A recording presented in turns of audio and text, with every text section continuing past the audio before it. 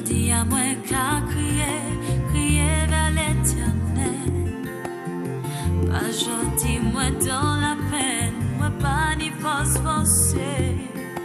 Et tout qui me qu'est, moi pense, moi pas arriver.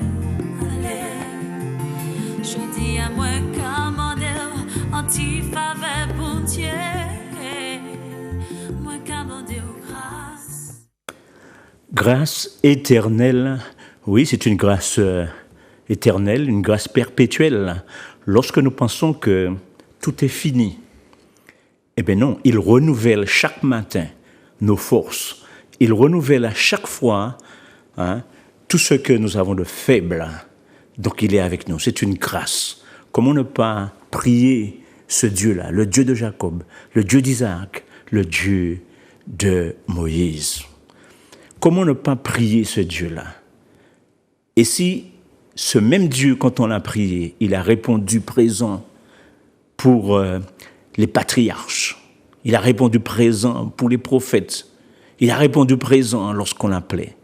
Aujourd'hui encore, il répond présent. Je vais donc m'incliner et je vais donc prier. Mon doux Jésus, mon doux Seigneur, tu fais encore des miracles dans nos vies. De ceux qui invoquent ton nom, tu redresses les malheureux. Tu prends soin de ceux qui est courbé. Oh Seigneur, combien de bien, tu nous fais du bien, tu nous... Ah Seigneur. Et il y a le psaume 5, le psaume 5 du chapitre 12 à 13 qui nous dit « Alors tous ceux qui se confient en toi se réjouiront. Ils auront de l'allégresse à toujours, et tu les protégeras. Tu seras un sujet de joie pour ceux qui aiment ton nom, car tu bénis le juste, ô Éternel. Tu l'entoures de ta grâce comme d'un bouclier. Amen.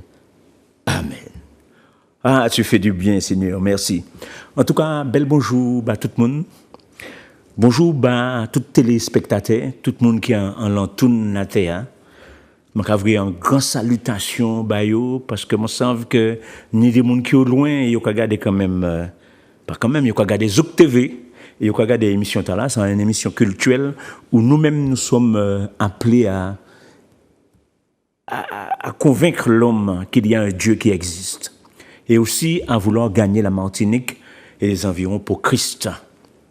Donc, bel bonjour à tout le monde, bel bonjour, belle salutation, peu importe l'endroit où tu te trouves, sache que Dieu te bénit. C'est la bénédiction que nous envoyons donc sur vous. C'est l'émission écoutée, c'est l'émission que tu veux entendre, que tu dois entendre.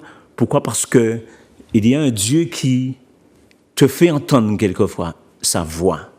Lorsque tu penses qu'il n'y a rien du tout et que tu es perdu ou alors que tu es dans les ténèbres un petit peu, tellement tu as souffert dans la journée, tellement tu as des problèmes qui viennent t'environner, eh bien, Dieu fait de façon à ce que tu puisses entendre une parole de délivrance, une parole qui sort directement dans la bouche du Seigneur.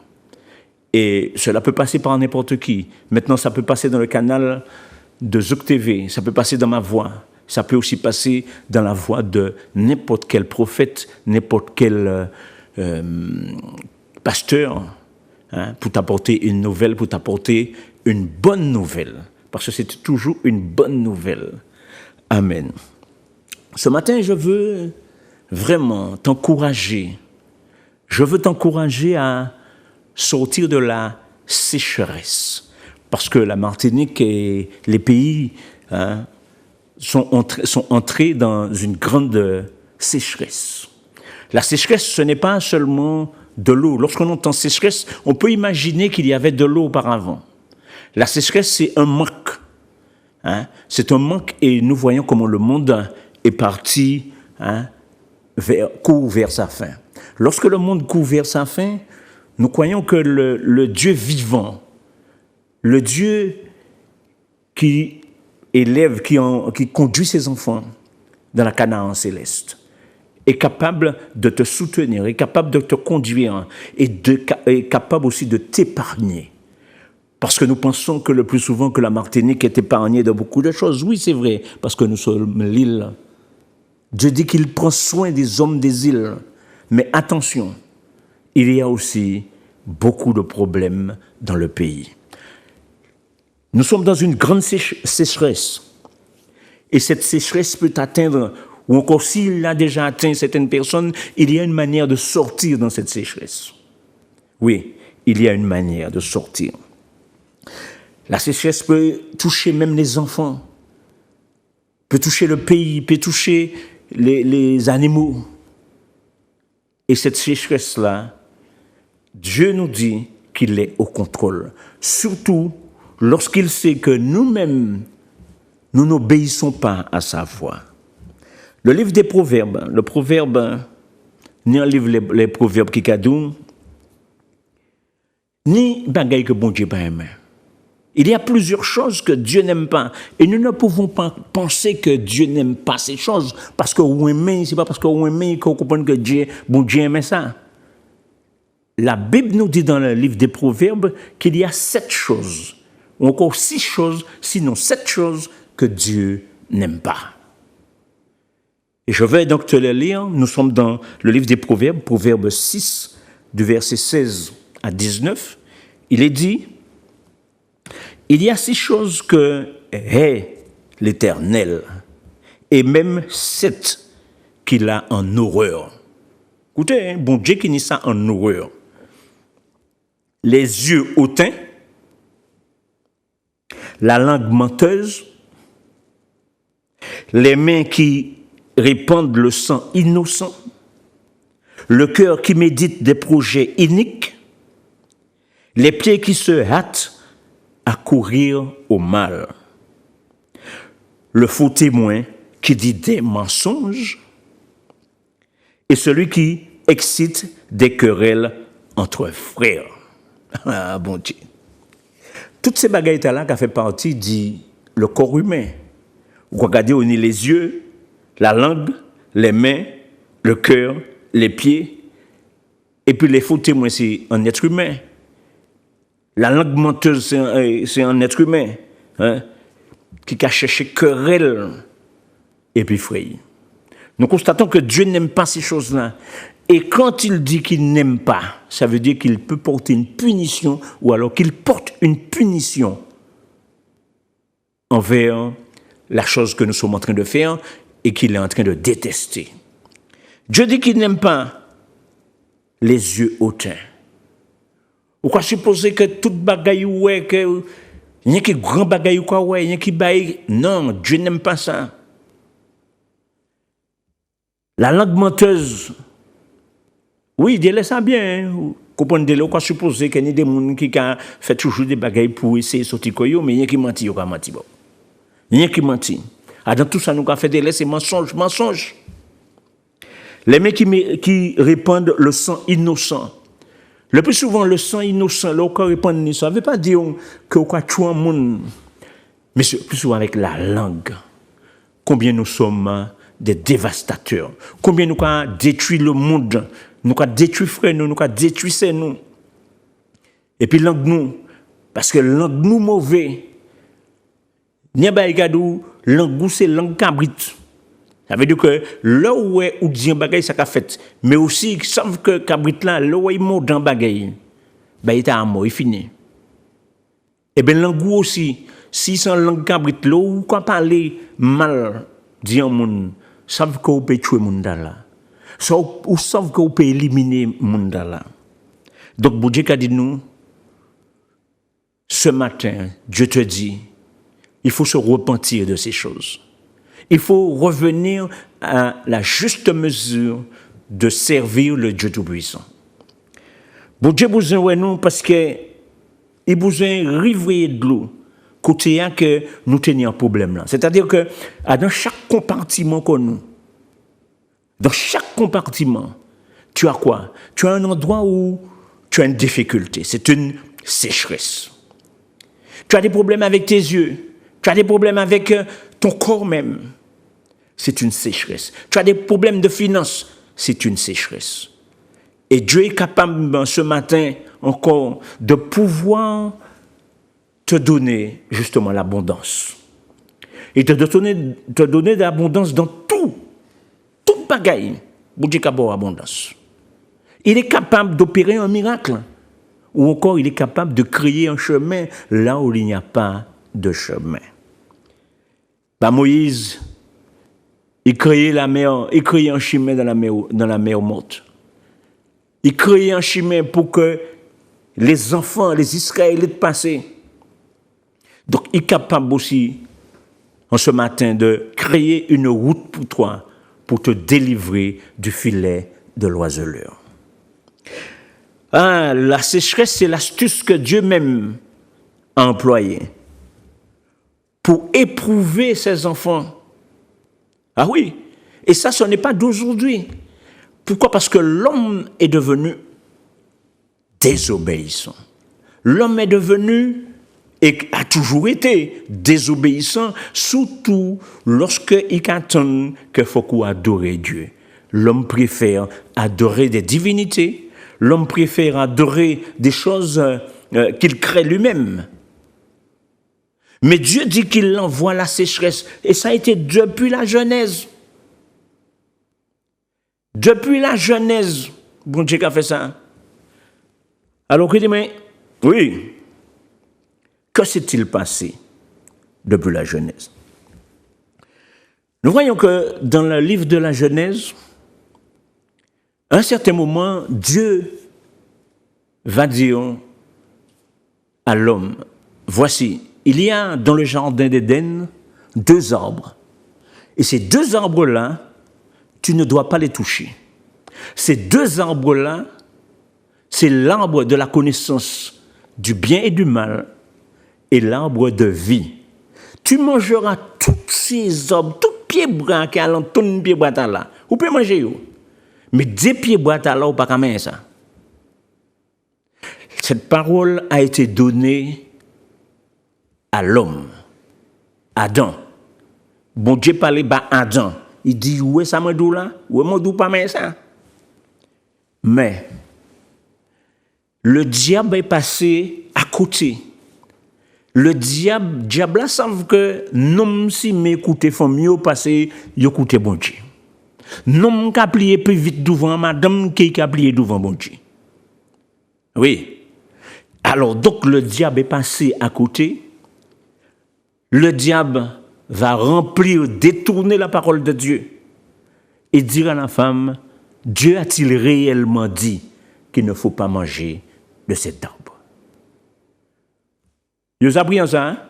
Alors du coup, puisque vous avez pris Adam en filet, puisque vous n'avez pas ça sorti, voici ce que Dieu va répondre.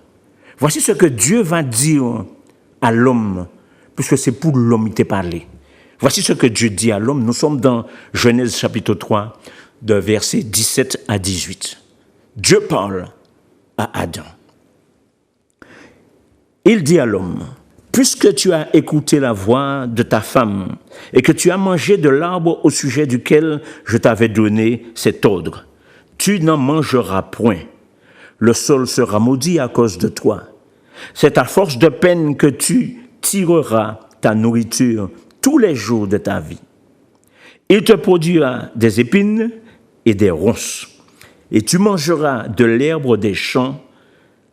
C'est à la sueur de ton visage que tu mangeras du pain, jusqu'à ce que tu retournes dans la terre d'où tu as été pris, car tu es poussière, et tu retourneras donc à la poussière. Amen, amen, amen. Où c'est la poussière? Nous, c'est la poussière. Et nous avons viré dans la poussière. Nous désobéissons. Mais dans la désobéissance, avant la désobéissance, toute bagaille était calée. Il y avait ce contact avec Dieu. Il y avait cette alliance avec Dieu. Et l'homme, à partir du moment qu'il a péché, a coupé cette alliance. L'homme a coupé ce contact, cette relation qu'il avait avec Dieu. Et puis du coup, l'homme est à la recherche de Dieu, ou encore Dieu l'appelle, mais il refuse de retourner dans ce contact important. Mais bon Dieu, bon. Le sol a été maudit. Toute bagaille maudit. Et nous constatons que dans cette malédiction, eh bien, plus nous allons, c'est plus l'homme entre dans de grandes difficultés. Plus nous allons, et si nous voulons améliorer les choses, le plus souvent, ce n'est pas un changement de président, ce n'est pas un changement de maire, ce n'est pas un changement de dictature, tout dans la dictature. Non, ce n'est pas un changement de ces choses-là. C'est un changement de nous-mêmes, de notre cœur. C'est un changement d'alliance que nous devons faire. Au lieu d'adorer des divinités, au lieu d'adorer des fétiches, au lieu de ne pas croire ou bien de croire aux étoiles, à la reine du ciel, c'est à Dieu et Dieu seul qu'il faut venir adorer. Et il te dit, adorez-moi en esprit et en vérité. Ça veut dire que tu n'as pas besoin de support pour que tu puisses dire oui, là, ben c'est Dieu. Je prie Dieu, mais je mets devant moi une photo ou alors... Non, je n'ai pas besoin de mettre une figuration quelconque devant moi pour que je puisse prier Dieu. Il dit, il est omniprésent, il est omnipotent. Il est devant toi, il te dit en esprit, en vérité. Si tu l'adores, adore-le en esprit et en vérité. Ce phénomène de sécheresse, Dieu l'a envoyé et veut voir si vraiment, eh bien, tu retournes ou que nous retournons à lui.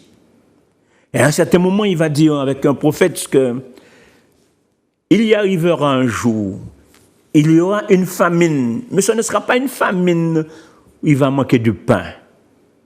Mais ça veut dire que c'est une famine où la parole de Dieu sera rare. Et les gens vont accourir pour entendre cette parole. Mais non, excusez-moi, mais il sera trop tard. C'est maintenant, à partir du moment que tu entends la parole de Dieu, c'est maintenant qu'il faut se dire, non, il faudrait que je fasse un changement de camp. Il faudrait que je sorte d'un point pour aller à l'autre point, que je sorte d'une rive, que j'aille de l'autre côté, pour que je puisse rencontrer mon Dieu, pour que je puisse l'adorer, pour que je puisse aussi lui demander ce dont mon cœur désire. Le plus souvent, nous attendons au dernier moment, lorsque nous sommes malades, lorsque nous sommes en grande difficulté. Et pour revenir dans la sécheresse, je veux te dire combien de fois où la Martinique, on a vu, parce que c'est les îles, eh bien, n'a jamais été épargnée lorsqu'il s'agit de maladie. Il y a cette maladie qu'on appelle la maladie d'Alzheimer. On va revenir. Je préfère te parler d'une autre maladie, puis tu vas voir dans quel cas, tu vas voir dans quelle position nous avons été. Nous étions en train de regarder hier, à la télévision, nous étions en train de regarder, et ne voilà-t-il pas que nous avons vu quelque chose qui sort en Chine, très loin. Et on a dit, bon ben, on regarde et on voit que les gens tombent, les gens meurent. Et on apprend que c'est le Covid-19. Beaucoup de personnes en Martinique, nous nous sommes dit, ah mais c'est loin. On le voit, on entend dans l'information, mais c'est loin. On pensait que c'était de l'autre côté de la frontière. Eh bien, il a fallu que quelques jours pour que la Martinique soit impactée. Il a fallu d'un moment pour que la Martinique soit paralysée. Et je veux dire aussi, le monde a été paralysé, confiné. Le monde a été bloqué, ou pas même pas sorti. C'était la sécheresse de la famine. C'était la sécheresse de la faim. C'était la sécheresse du culturel, la sécheresse du culte aussi. C'était la sécheresse dans tout. Tout. Pour te manger, c'était en difficulté parce qu'il fallait avoir un laisser-passer pour sortir. Les hommes voulaient parler ensemble, se rassembler ensemble pour parler de Dieu. Mais c'était difficile, tu ne pouvais pas. Ou si tu le faisais, le faisais en catimini, en cachette. Et pourtant, le phénomène est parti de loin. Le phénomène est parti de très très loin. Lorsqu'on a entendu parler, eh bien, ils étaient là. Et c'est ça que Dieu veut nous faire comprendre. À chaque fois qu'on voit la progression de l'homme, oui. Lorsqu'on entend parler d'une maladie, hop, eh bien, il y a un homme ou il y a une personne qui prépare des médicaments et qui arrive, de tant bien que mal, arrive à éradiquer cette maladie. Mais lorsque l'homme, par des médicaments, arrête une maladie, il y a encore une autre qui arrive, plus raide que la première qui était là. Et nous constatons qu'il y a aussi des maladies qui ne sont jamais parties. Qui ne sont jamais parties. Ils sont là. Il y a des maladies que nous avons eues, que nos grands-parents ont eues, mais on ne connaissait pas le nom, on ne connaissait pas, parce qu'il n'y avait pas encore la route de l'information, c'était pas l'autoroute de l'information. Mais maintenant, à peine qu'il y a un problème, ou alors qu'il y a, eh bien on le sait très, très vite, à cause des réseaux sociaux, à cause de la télévision, à cause des informations, à cause de la radio, peu importe, mais le plus souvent, eh bien rapidement, nous sommes tenus au courant. Bien-aimé, c'est une manière de te faire comprendre que à chaque fois, Dieu se sert de la sécheresse pour nous rappeler qu'il est là, qu'il y a une personne à qui on peut faire confiance. Et c'est cette personne-là, je veux t'appeler à ce matin. Si tu entends sa voix, n'endurcis pas ton cœur. Ou là, on passe en arrière, on attend ça. Il y a deux manières. Il y a le moyen que nous pas attendre. Le plus souvent, c'est parce que, nous ne sommes pas intéressés, ni de bail qui intéressé nous, l'argent nous qui intéressé nous, ni l'autre bail qui peut intéresser nous. C'est-à-dire que, sauf on laisse ça, on laisse d'autres bagailles, des futilités de quelquefois. Je pas comme un bon Dieu. Je suis mérité dans le je suis mérité dans amusement, moi. Et le plus souvent, on oublie parce qu'on est entraîné par la foule. Et on oublie qu'il y a un Dieu qui nous observe, qui nous écoute. Et aussi qui peut nous arracher dans le camp de l'ennemi. Parce que lorsque Dieu te laisse dans le camp de l'ennemi a qu'à battre tout. Et bien, il fait la fête des peu, il qu'à battre tout. Il va qu'à dire, bon Dieu, en solution, est-ce que je peux? Non. Il qu'à battre tout. Et il y a une manière de sortir, et sortir, c'est-à-dire de venir dans la maison de Dieu. Trouve un endroit où il y a un temple. Va à un endroit où il y a un temple, on va parler de Dieu. Si on doit prier pour toi, on va prier pour toi, n'attends pas. Si chez toi, il y a des gens malades qui ne peuvent pas venir, mais toi-même, viens. Ou encore, si tu peux les amener, emmène-les, on va prier avec eux. Voici une maladie qui fait du mal, mais vraiment du mal, non seulement aux enfants de Dieu, mais c'est à toute l'humanité. L'Alzheimer, lorsqu'il est dans ta maison, ceux qui ne sont pas malades sont plus malades que le malade. Pourquoi? Parce que c'est une maladie qui donne une grande perte de mémoire. Et cette grande perte de mémoire, il y a la difficulté de reconnaître ses enfants. Cette difficulté de reconnaître ses parents, difficulté de reconnaître son mari, sa femme, de pouvoir dialoguer ou avoir un dialogue correct. Non. C'est une maladie tellement difficile, mais Dieu nous dit qu'il est capable de guérir toutes sortes de maladies. Il dit lui-même qu'il a créé la mémoire, qu'il a créé l'homme. Donc il peut guérir celui-même qui est Alzheimer. Ça fait, c'est-à-dire qu'il ne croit pas que Dieu est capable de guérir des petites maladies et puis qu'il n'est pas capable de guérir d'autres maladies. Il est Dieu, il fait ce qu'il veut. Il est Dieu, il fait ce qu'il veut. Mais je veux te parler de la souffrance qu'il y a dans la famille quand il y a un malade d'Alzheimer. La souffrance qu'il y a.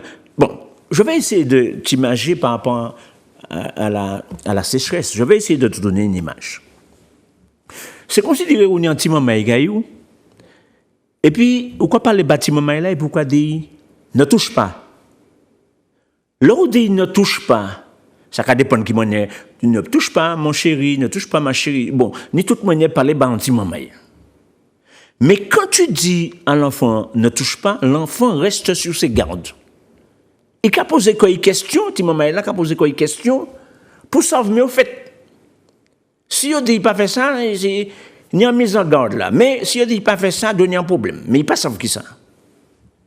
Ce n'est que lorsque l'enfant devient grand, et si l'enfant n'obéit pas, le plus souvent, on peut amener une tape, on peut amener hausser le ton et parler en manière plus grave pour que tu maman puisse comprendre. Lorsque l'enfant devient grand, l'enfant, à ce moment-là, comprend mieux la situation. On lui disait de ne pas mettre, par exemple, une épingle dans l'interrupteur. Et là, il ne peut pas comprendre pour qui. Bon, si il continue, il comprend. Mais maintenant, quand l'enfant grandit, l'enfant arrive à comprendre que c'était dans son intérêt que les parents lui disaient de ne pas faire ça. Il est de même pour nous. Nous qui sommes les enfants de Dieu. Nous qui sommes enfants. Si nous, c'est petit maman, bon Dieu qui papa, les qui parlé, nous pas obéir. Il a parlé 2 fois, 3 fois, nous pas qu'à obéir. Et malgré ça, la Bible nous dit qu'il est lent à la colère. Dieu est lent à la colère. Parce que s'il pas lent à la colère, regardez, les nous fait en bêtise. À la même journée, on peut faire là au moins 5 fois. Et vous savez que là pas bon.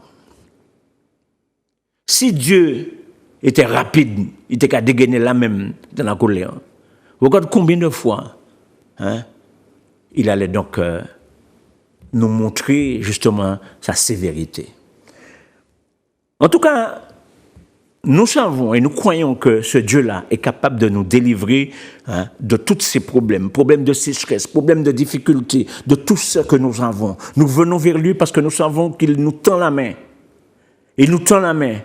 Mais il y a tellement de gens qui crient et puis qui me disent « Ah oui, mais il y a longtemps je prie Dieu, je ne vois rien. » Mais la Bible te dit, si tu entends la prophétie, si tu sais que Dieu a une parole pour toi, si tu sais que Dieu a un message pour toi, attends-le, il viendra sûrement. Et cette prophétie ne va pas te tromper. Non, cette prophétie ne va pas te tromper. Je veux te parler d'un homme. Un homme qui a connu justement comment il est né. Il a connu comment le monde est venu justement à sa création. Il s'appelle donc Moïse. Lorsque Moïse est arrivé sur terre, lui-même nous raconte comment il est né. C'est-à-dire, il est venu et on a dû le cacher à cause donc du fait que le pharaon tuait les jeunes Hébreux et laissait vivre les femmes. C'est Moïse qui nous raconte cette histoire. Mais le plus important, je dis bien, le plus important, c'est de savoir que ce Moïse, lorsqu'il nous dit que le monde est venu, il nous dit quoi au début? Au commencement était... Non, il dit que au début, au commencement, donc la terre était informe et vide. Au commencement, la terre était informe et vide et l'Esprit de Dieu se mouvait sur les eaux. Donc Dieu sépara les eaux des eaux, les cieux, et Dieu a formé donc la terre. Dieu a révélé à Moïse comment il a créé la terre. Et ce même Moïse, ne voilà-t-il pas que c'est un bègue? Ne voilà-t-il pas que il est beau, un bon, bel petit boug? Mais il a bégayé. Et bon Dieu qui a révélé toute bagaille. Jusqu'à sa mort. Jusqu'à sa mort. Ni un bagaille qui est important, c'est que les bon Dieu qui a parlé, bon Dieu qui a dit, oui, toi, ce Moïse-là, tu dois accompagner le peuple que j'ai. Je le fais sortir d'Égypte et je vais le conduire à Canaan. Et c'est toi qui iras devant le Pharaon pour parler au Pharaon, pour dire au Pharaon de laisser aller mon peuple et qu'il vienne me servir dans le désert. Bien-aimé, Moïse, c'est un bouc qui travaille en l'eau. Peu importe difficulté, peut-être pour parler, il était ni. Mais encore un bouc là était joc, bouc là était vidéo, bouc là était ferme. Et la Bible a dit nous qu'il est mort à 120 ans. Il est mort à 120 ans. Là, il est mort à 120 ans. La Bible a dit nous, il n'est pas mort parce que Dieu lui dit, bon, maintenant tu vas mourir. Parce que tu ne vas pas entrer à Canaan. Tu vas mourir parce que je t'ai déjà montré le successeur qui va conduire le peuple à Canaan. Et ce successeur, c'est donc Josué.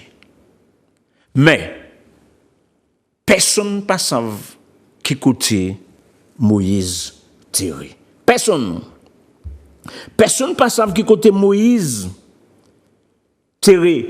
Parce que si moun te savent qui côté Moïse te terré, quand j'ai des moun te qui fait pèlerinage en les tombe Moïse. Mais ce de le plus important où je veux te faire comprendre dans la vie de Moïse, c'est qu'il est mort à 120 ans, mais Bougla en forme toujours. Bougla, il aurait pu continuer à cette. Donc ça veut dire qu'il n'y a pas de maladie qui est venue impacter sa vie. Il n'y a pas de maladie qui est venue, parce que quand on sait, bon, ben, maladie gâté vaillant. Et les maladies qui gâté vaillant, ça allait à la faiblesse de l'homme.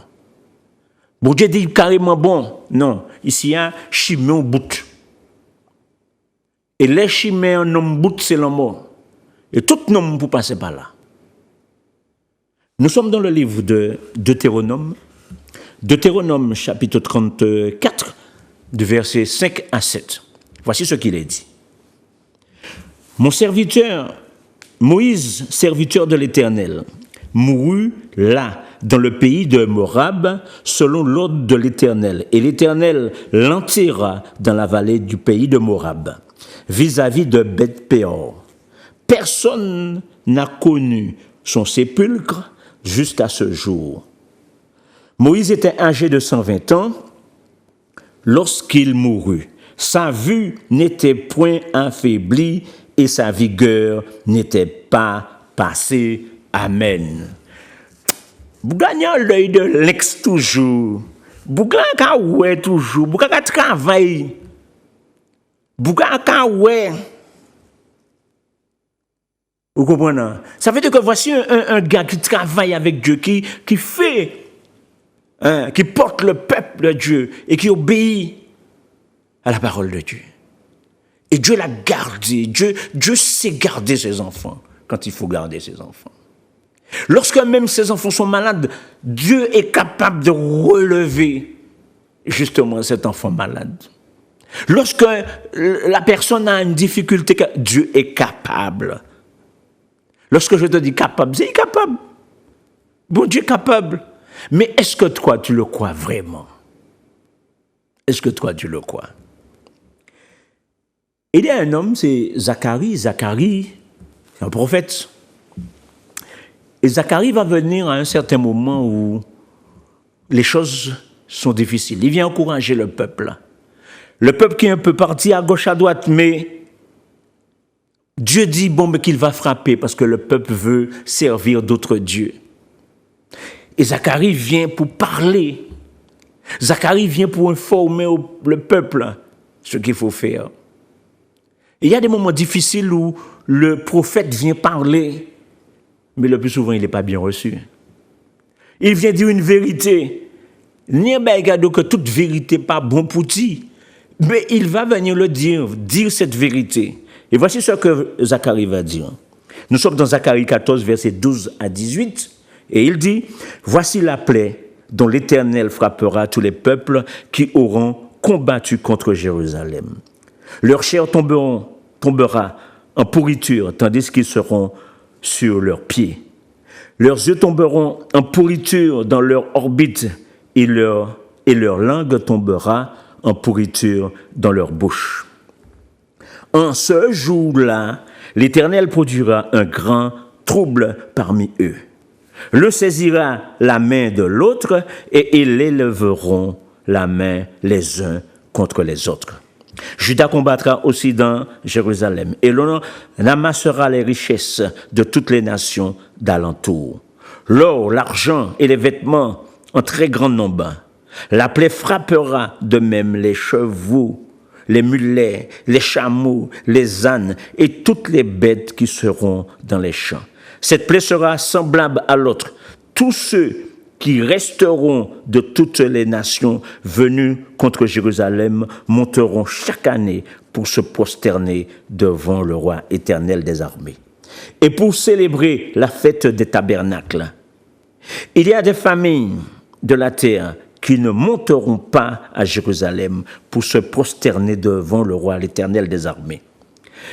La pluie ne tombera pas sur elle. Si la famille d'Égypte ne monte pas, si elle ne vient pas, la pluie ne tombera pas sur elle. Elle sera frappée de la plaie dont l'Éternel frappera les nations qui ne monteront pas pour célébrer la fête des tabernacles. Amen. Moi, pas carrément d'où venir fêter la fête des tabernacles, non. Ce que je veux te faire comprendre dans cette histoire, c'est que à chaque fois qu'il y a des maladies, et n'oublions, oui, c'est pas seulement les hommes, mais c'est sur les bêtes, c'est surtout dans les champs, il y aura des problèmes, des difficultés. Et l'Éternel envoie la pluie. C'est-à-dire quand il y a la sécheresse, il est capable d'envoyer la pluie. Et cette pluie-là, il l'envoie en abondance pour que toi-même, tu puisses te régénérer. Pour que toi-même, tu puisses te refaire une bonne santé pour que tu puisses servir ton Dieu. Nous sommes placés à rue Apollinaire Villan, donc au quartier Glotin, dans la commune de Gaumont. Je t'invite à venir. Si on doit prier pour toi, viens, on va prier avec toi. Tu as des gens malades, emmène-les. S'ils ne peuvent pas venir, viens, on va prier avec toi. Et ces personnes-là, justement, seront touchées par la grâce de Dieu. Je veux te dire, en parlant de Dieu qui est en train de frapper, alors que les choses sont difficiles, nous constatons que nous n'avançons pas et en s'améliorant. Les choses vont de pire en pire. Et chaque fois qu'une personne arrive, on peut nous faire comprendre que demain ira mieux. Oui, demain ira mieux lorsque tu as un Dieu, le Dieu tout-puissant, l'Éternel des armées. Lorsque tu as Jésus-Christ de Nazareth dans ta vie, oui. Parce que, je veux te faire aussi comprendre, personne n'a la solution. Les élus n'ont pas la solution. Les élus cherchent une solution, mais ils n'ont pas la solution. La société cherche, les présidents, tout le monde cherche une solution, en voie de sortie. Dans les finances, quoi, les grands machins, pourtant les banques, quoi, la banque même les problèmes. Tout le monde a des problèmes. Qui monde qui n'a pas de problème? Tous nous cherchons une solution. Mais la vraie solution, c'est Jésus-Christ de Nazareth. Bon, maintenant, tu vas dire, tu es bien placé dans ton travail, tu n'es pas n'importe qui dans ton travail. Tu es directeur dans ton travail. Tu es patron dans ton travail. Et tu ne veux pas que les gens sachent que tu sers un grand Dieu. Tu ne veux pas que les gens sachent que, parce que tu es orgueilleux, tu penses que c'est de toi-même que tu vas sortir de tes difficultés. Tu penses que c'est de toi-même que tu vas sortir, c'est de l'orgueil. Parce que si tu regardes bien la Bible dit qu'il y a des rois qui ont servi Dieu. Et l'un des plus grands rois qui a servi Dieu, c'est David. David a servi Dieu. Il y a un autre roi qui s'appelle donc Ézéchias. Ézéchias, c'est un bon roi, il sert Dieu.